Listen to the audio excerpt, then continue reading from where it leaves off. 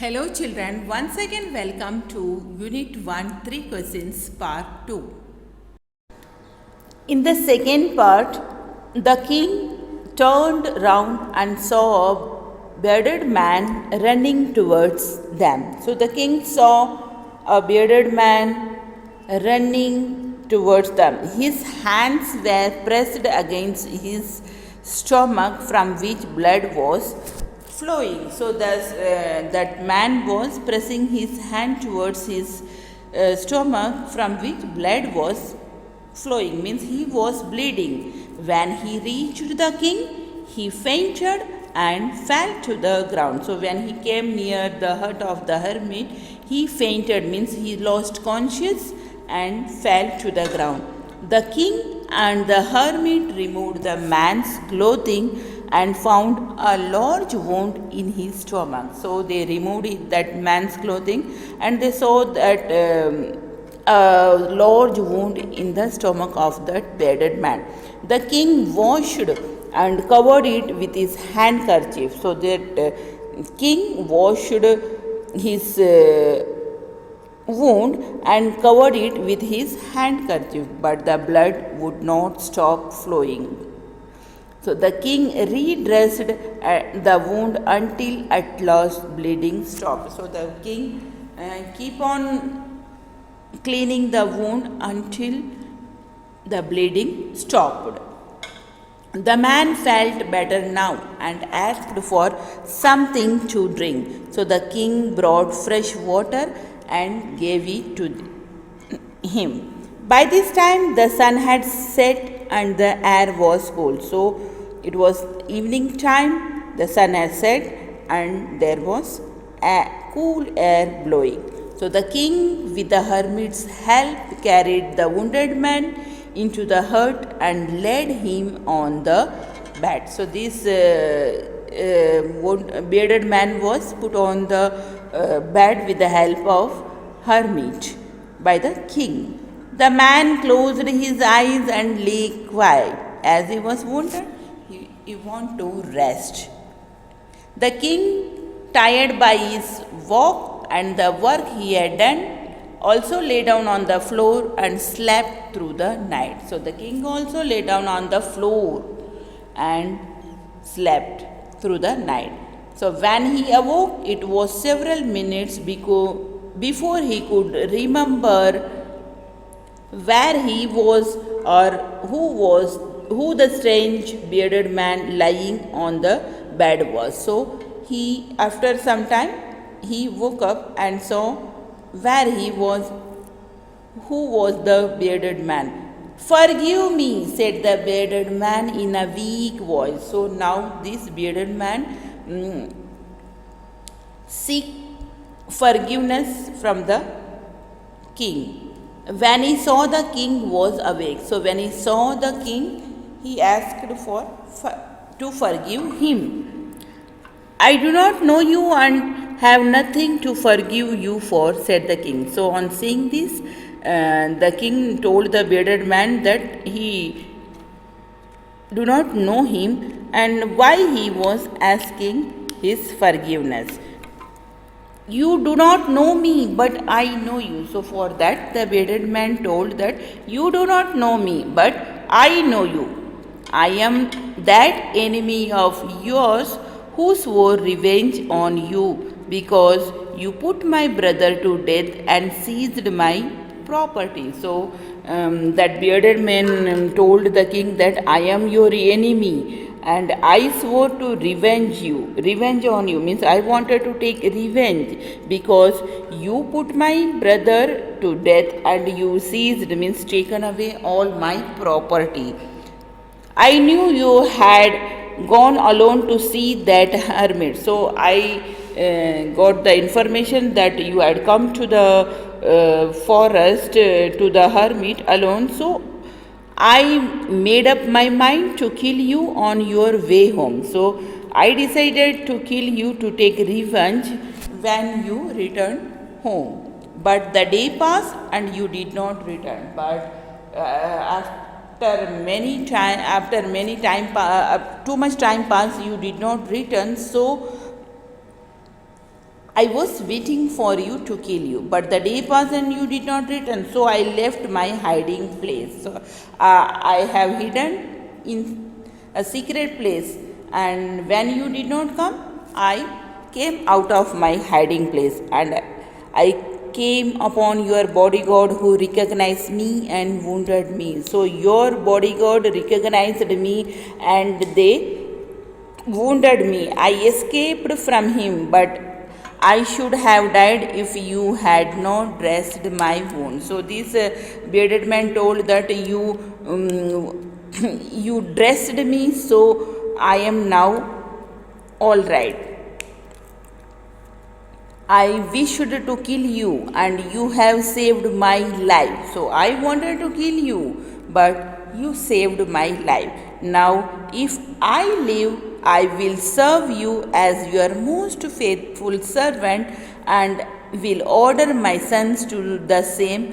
Forgive me. So this bearded man asked forgiveness from the king, and he also told that until he live he will serve the king as the most faithful servant, and he will also order his sons to do the same.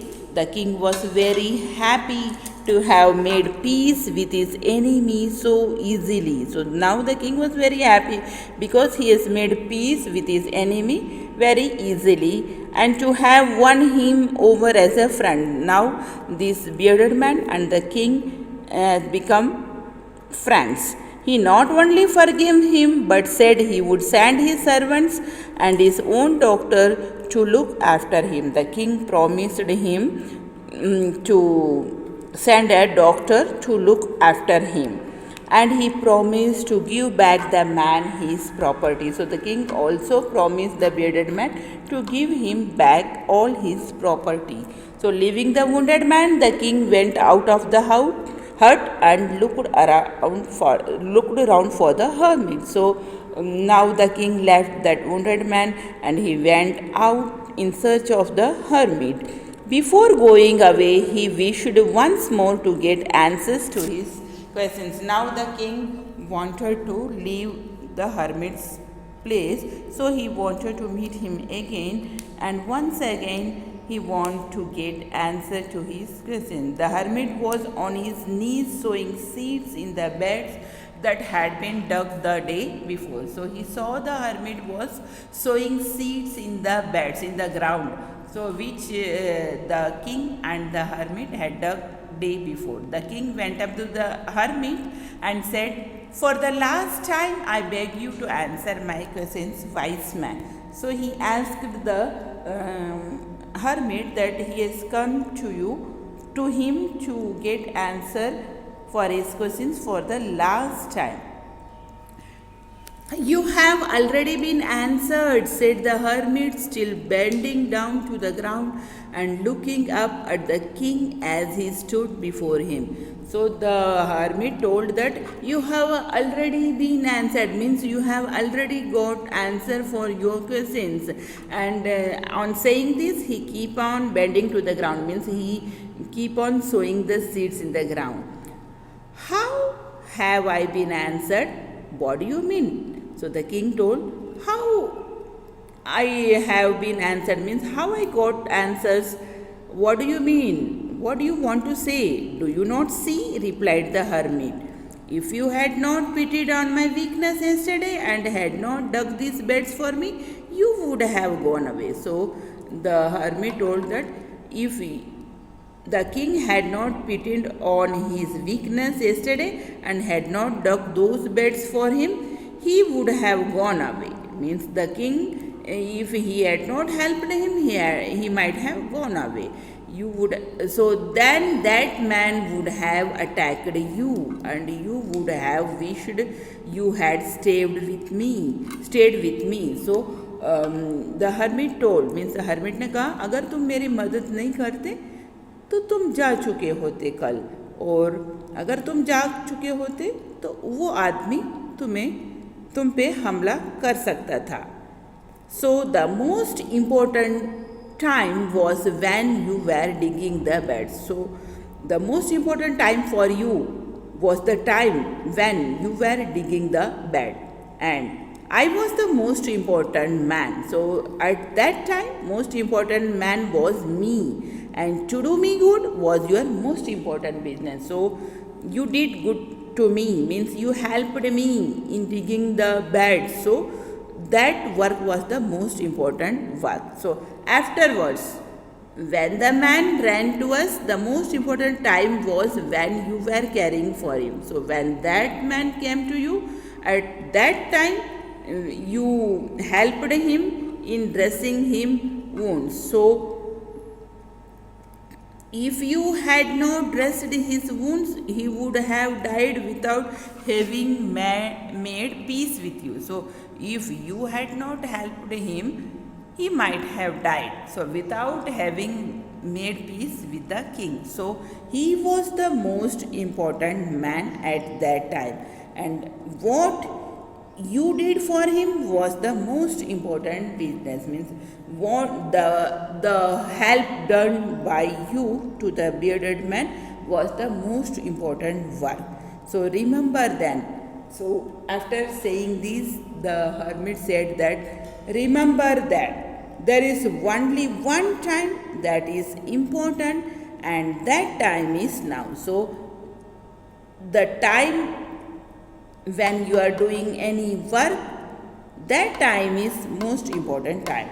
It is the most important time because it is the only time we have any power to act. So the most necessary person is the person you are with at a particular moment. So if you are with any person, that person is the most important person for you at any particular time. For no one knows what will happen in the future. So we do not know what will happen in the future and whether we will meet anyone else. So we don't know whether we are going to meet anyone in future. So the most important business is to do that person good. Means if you are doing any help or anything to any person, so that work is the most important business.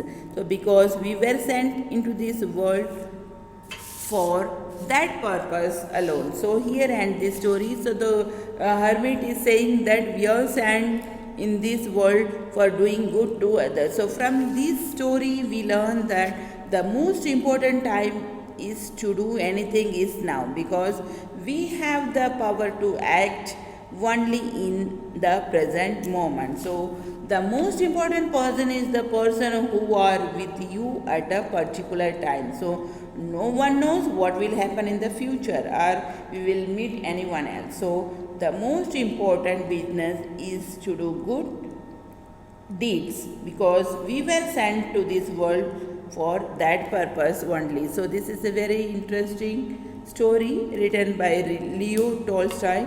I think it's clear to you now. If you have any doubt regarding these two parts, you can ask me in the Zoom classes, and you have to write the answers for the back exercise. I will send you the PDF of all the back exercises. So do them in your English 1 notebook. So have a nice day. Take care of you. Bye.